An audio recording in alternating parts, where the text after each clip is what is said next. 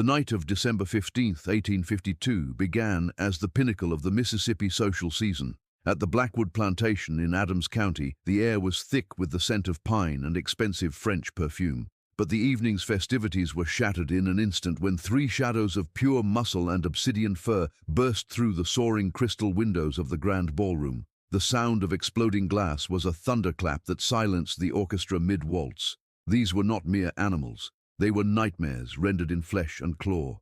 Within the span of exactly 17 minutes, the opulent hall was transformed into a slaughterhouse.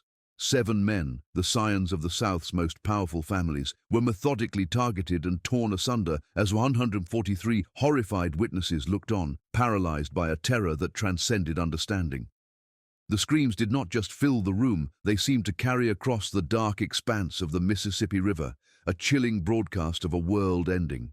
The white marble floors, painstakingly imported from Italian quarries, were no longer a testament to wealth, but a canvas for a crimson tragedy that would stain the memory of the region forever. As the last of the predators vanished back into the midnight woods, the elite of Natchez realized that the iron-clad security of their status had been a delicate illusion, shattered by a wild force they could neither predict nor control. The Panthers had not struck by the caprice of instinct or the desperation of hunger. Their precision was the result of a cold, patient calculation that had been brewing in the shadows for over 700 days. Behind the terrifying display of nature's wrath was a man named Josiah, a man who had once been the invisible engine of the plantation's hunting needs. 6 months before the massacre, Josiah had lost the only thing that anchored his soul to this earth, and in that hollow space where love once lived, a monstrous resolve had taken root. He had watched for years as the men in the big house hunted people for sport, treating human life as a resource to be spent or a target to be pursued.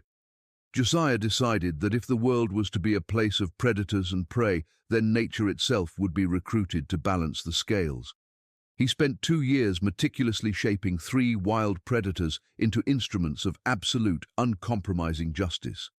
This was not a random act of violence. It was a curated reckoning. Josiah had learned to speak a language older than the plantation, a dialect of scent, sound, and stillness that allowed him to turn the forest's most feared hunters into his own private army. Through him, the aristocrats of Mississippi would learn a final, lethal lesson. Not every creature on the plantation had been domesticated, and some spirits could never be broken, only redirected. To understand the magnitude of the fall, one must understand the heights of Blackwood.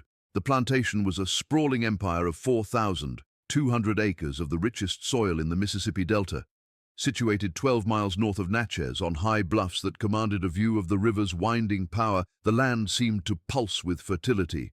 The soil was so potent it produced cotton that stood 5 feet tall, a white sea of profit that stretched toward the horizon.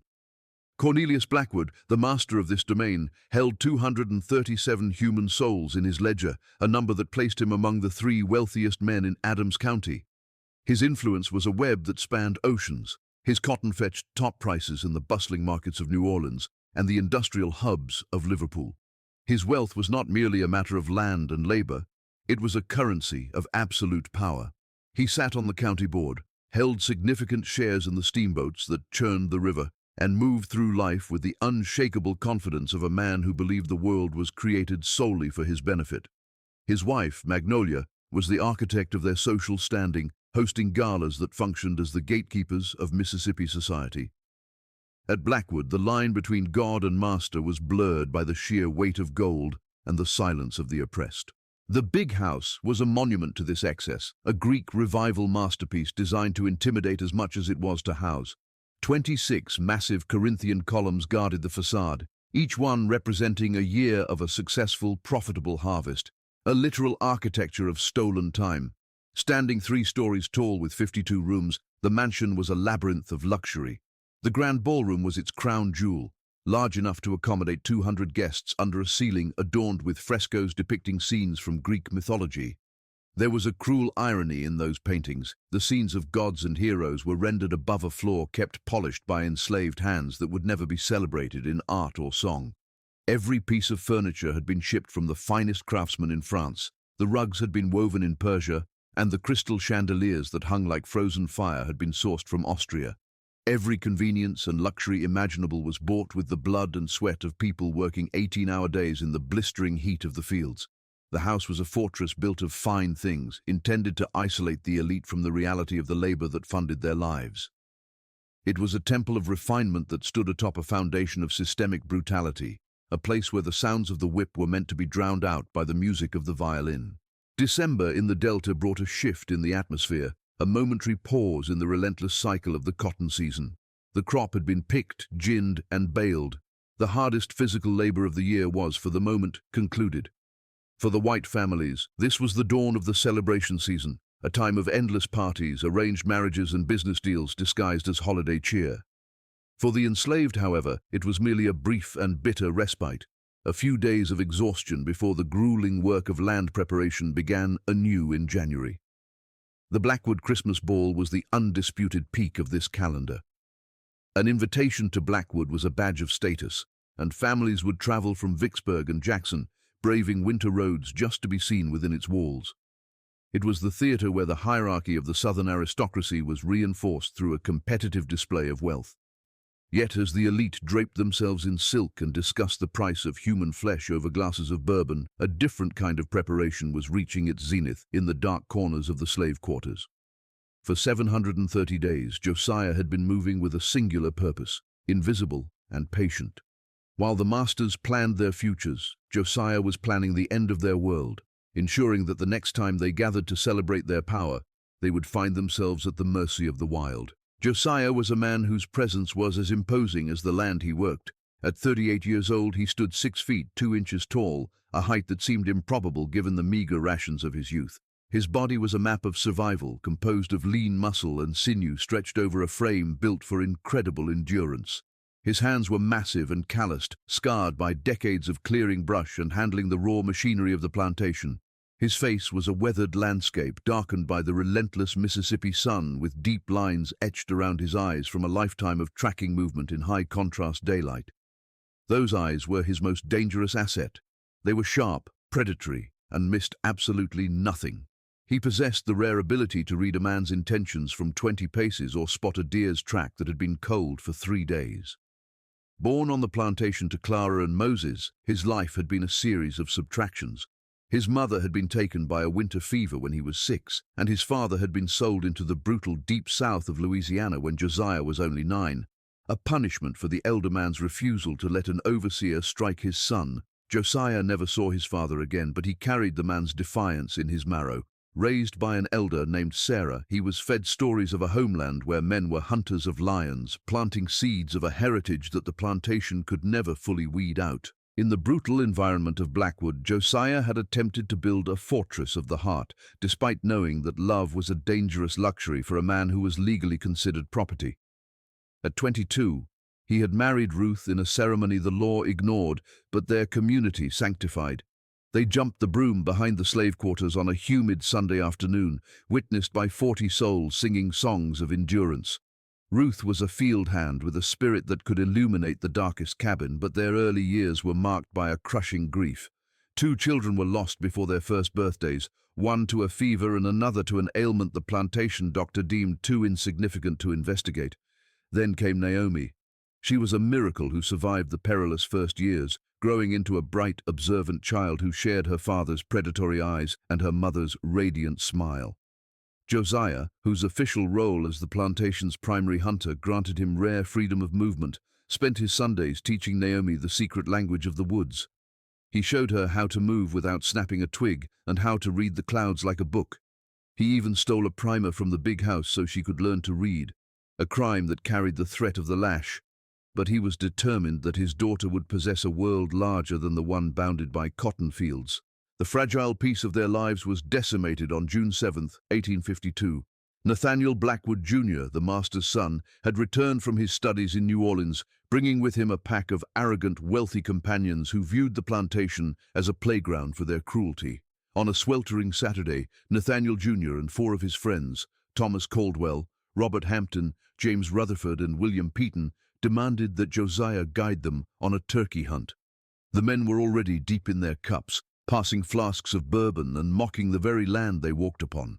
Unknown to Josiah, young Naomi had followed them into the woods, intent on bringing her father the hunting knife he had forgotten on the kitchen table. She trailed them with the stealth her father had taught her, but her survival instincts were no match for the predatory boredom of the drunk young men.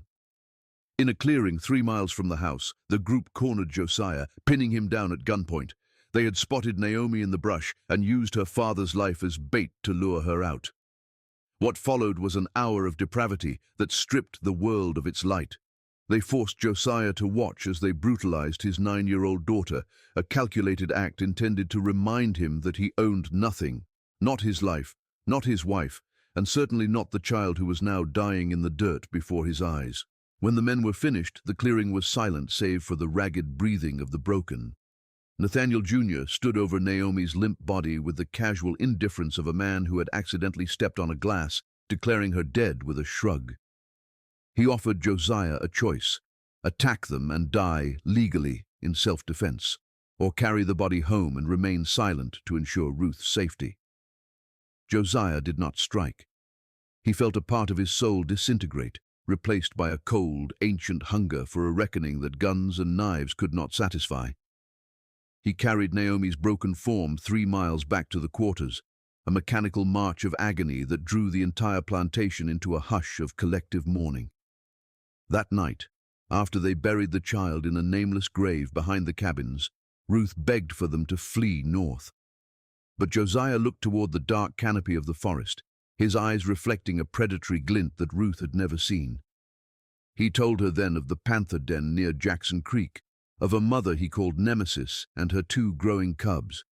He spoke of his grandfather's knowledge, a lineage of lion trainers from the African savannah that lived in his blood. He would not run. He would stay and turn the very wilderness into a scalpel. He promised Ruth that the 5 men would not just die. They would be hunted by a force that didn't care about their wealth or their names. The transformation of Josiah from a grieving father into a master of the wild began at the limestone bluffs of Jackson Creek. For months he used his status as the plantation's primary hunter to disappear into the forest, but he was no longer seeking venison for the master's table. He had located a female panther he named Nemesis, a 160-pound shadow of pure predatory intelligence, and her 2 adolescent cubs, whom he called Fury and Vengeance. For the first season, Josiah did nothing but observe. He sat for hours in the canopy or downwind in the brush, learning the cadence of their lives. He watched how Nemesis coordinated her young, teaching them that a successful kill was a matter of patience and geometry rather than raw speed. He understood that panthers were not like the dogs the white men used. They could not be broken or commanded through fear. Instead, they had to be persuaded through a series of carefully constructed associations. Josiah began by leaving gifts, carcasses of rabbit and turkey, along their established hunting trails. He ensured his scent was always present during these feedings, but he masked it with foreign herbs like sage and cedar, distinguishing himself from the tobacco and lavender scents of the plantation house. Slowly, the fear of the human form was replaced by a calculated curiosity. The second phase of the training was a dark exercise in classical conditioning. Josiah began to infiltrate the laundry and the private quarters of the big house, stealing sweat-soaked shirts and personal items belonging to Nathaniel Jr. and his 4 companions. He brought these items to the Jackson Creek bluffs and used them to wrap pieces of raw, bloody meat. He was teaching the panthers a lethal equation. The specific pheromones of these 5 men were synonymous with the reward of a kill. Day after day, the cats were presented with these scent markers. He built crude dummies out of straw and discarded fabric, soaking them in the scents of Thomas Caldwell, Robert Hampton, James Rutherford, and William Peton. He would hide these decoys in the underbrush and signal the cats with a low, guttural whistle. When they found and shredded the dummies, they were rewarded with the finest cuts of fresh game. By the end of the first year, the panthers no longer saw humans as a generic threat to be avoided. They saw 5 specific scent profiles as high-value targets. They began to salivate at the smell of Nathaniel Jr.'s expensive New Orleans silk, their pupils dilating with a hunger that Josiah carefully cultivated in the silence of the Mississippi night. The final months of the 2-year plan focused on the terrifying efficiency of the team hunt. While panthers are naturally solitary, the bond between Nemesis and her cubs provided Josiah with a unique tactical advantage. He spent hundreds of hours in the forest, training the 3 to attack in a coordinated pincer movement. He used live-trapped raccoons and foxes, rubbing them with the target's scents and releasing them into the woods. The panthers learned to wait for Josiah's signal, a sharp, bird-like whistle, before converging on the prey from 3 different angles. This ensured that no target could flee once the strike began. Josiah also led the predators to the edge of the Blackwood estate under the cover of the new moon, familiarizing them with the sounds of the big house, the clatter of carriages, the smell of wood smoke, and the vibration of music. He was acclimating them to the environment of their future battlefield so that the lights and chaos of a party would not startle them into retreat. By December of 1852, the instruments were polished and sharp. They were wild enough to kill, yet disciplined enough to wait. Josiah looked at the 3 shadows pacing in the moonlight and knew that the debt incurred on a June afternoon was finally ready to be collected in full. December 15, 1852, arrived with a biting, crystalline chill that seemed to sharpen the very air of Adams County.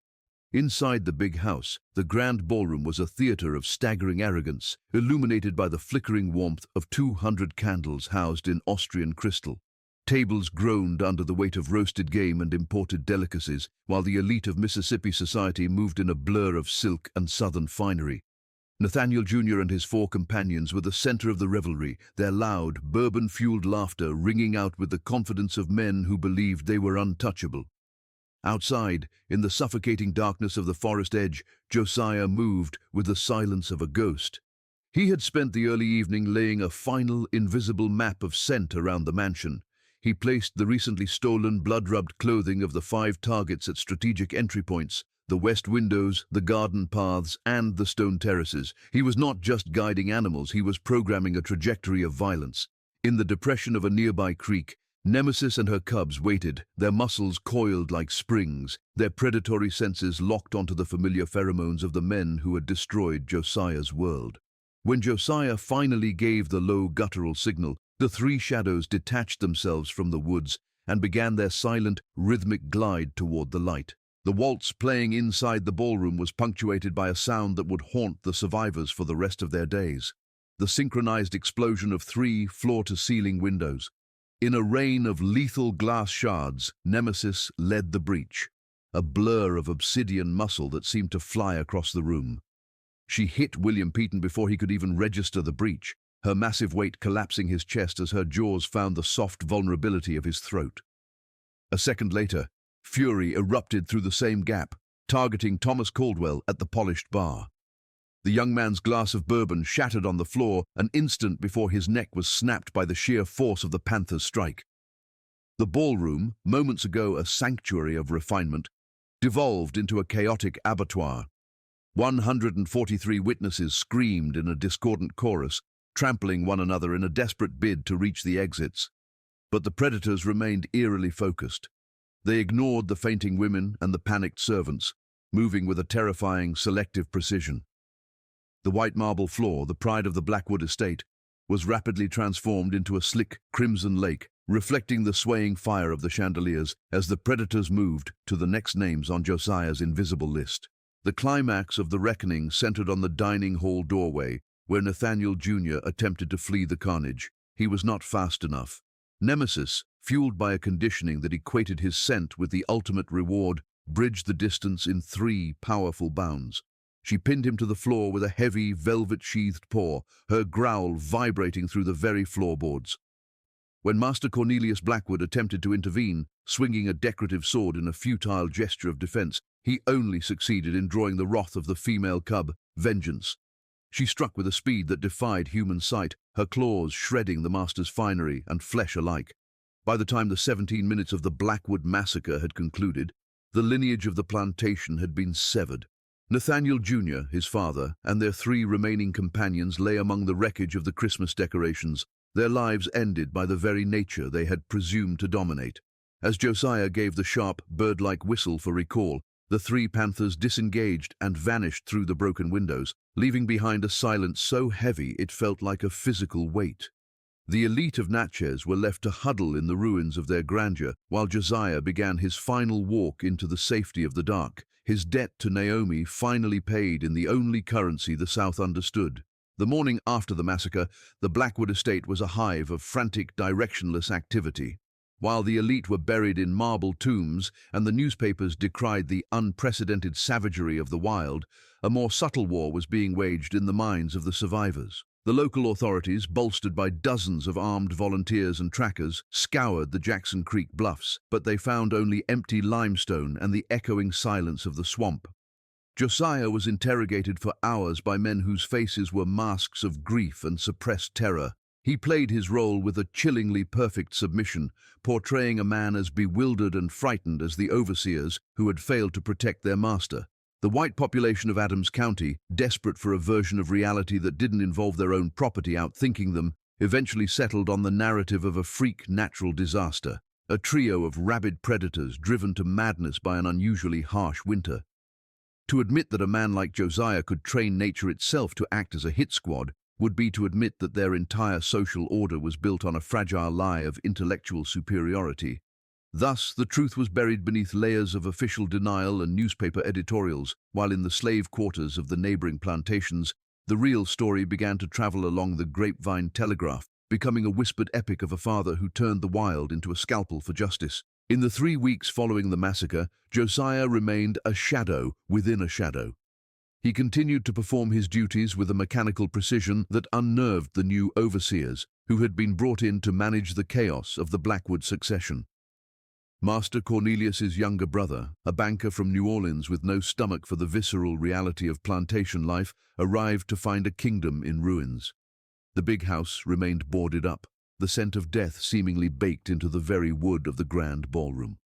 Josiah used this period of administrative confusion to finalize his arrangements. He spent his final nights in Mississippi returning to the Jackson Creek bluffs, not to hunt, but to ensure that Nemesis and her cubs had retreated deep into the untamed swamps where no bounty hunter would find them. He left no traces of his training, burning the scented dummies and burying the stolen clothing in the dark silt of the riverbank. On the night of January 7, 1853, exactly 7 months after the tragedy in the clearing, Josiah simply walked away. He took nothing but the clothes on his back and the hunting knife that Naomi had tried to bring him. He didn't head for the roads. He moved through the impenetrable brambles of the delta, using the stars and the moss on the trees as his only map, leaving the geography of his pain behind him forever. Ruth followed his lead 10 days later, her departure orchestrated with the help of the elderly Sarah and the clandestine network of the Underground Railroad. Her escape was a grueling exercise in endurance and terror, a 6-week journey that saw her transformed from a grieving mother into a fugitive of legend. She traveled only during the hours when the moon was obscured by clouds, hiding in damp root cellars and the crawl spaces of sympathetic Quakers who risked their own lives to hide a dangerous piece of property.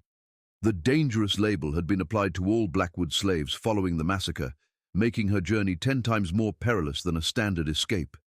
She remembered the feeling of the icy Ohio River water against her skin as she was ferried across in a skiff, the northern shore representing a boundary between a life of subhuman status and the terrifying possibility of freedom. By the time she reached the safe house in Cleveland, her feet were a map of blisters and her spirit was a jagged edge, but the moment she saw Josiah, now standing tall in the light of a free city, the weight of the last 2 years finally broke. They wept not just for their own survival, but for the girl who had paved their way with her blood, and for the 3 Panthers who remained the only witnesses to the true nature of their exodus. Settling in the North required a different kind of camouflage. They took the surname Freeman, a name that served as both a declaration of their new status and a shield against the bounty hunters who still prowled the border states. Josiah became Joseph, a master carpenter whose massive, scarred hands now shaped cedar and oak into furniture instead of training predators for blood. Ruth became Rose, a seamstress whose quiet dignity masked a history that could never be shared with her new neighbors. They lived in a state of industrious silence, a couple whose presence was deeply respected in the Cleveland abolitionist circles, but whose true origins remained a locked room. Even as they built a modest life of stability, the memory of Naomi remained the silent center of their world. They never had more children, feeling that their capacity for that specific kind of love had been exhausted in the Mississippi woods.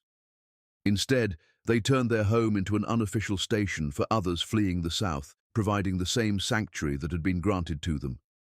They were the architects of a new legacy, one built on the foundation of a secret so powerful it could have toppled the very foundations of the society they left behind, yet they carried it with the humility of those who knew that true justice is rarely loud. They lived to see the world they had known burn to the ground during the fires of the Civil War. From their home in Ohio, they watched as the news arrived of the Emancipation Proclamation and the subsequent fall of the very systems that had once held them captive. For Joseph, the war was the macrocosm of his own private rebellion, a violent, necessary pruning of an evil that could not be negotiated away. He never joined the formal military, feeling that his war had already been fought and won in a 17-minute window of absolute clarity in 1852, but he mentored younger men who went south to fight, teaching them the ways of the woods and the psychology of the hunt. He became a pillar of his local church, though he rarely spoke during the services. His faith was a private, quiet thing, forged in the limestone caves of Mississippi rather than the pews of a cathedral. As the years turned his hair to the color of the cotton he once picked, he remained a man of few words, but his eyes never lost that predatory sharpness. He watched the progress of his people with a guarded hope, knowing better than most that freedom was not a gift bestowed by the law, but a territory that had to be defended every single day against the lingering shadows of the old world. In his final year of life, 1879, Joseph Freeman sat for a series of interviews with a young journalist who had heard the persistent rumors of the Panther Man of Adams County. It was only then, with the end of his journey in sight, that the full details of the Blackwood reckoning were committed to paper.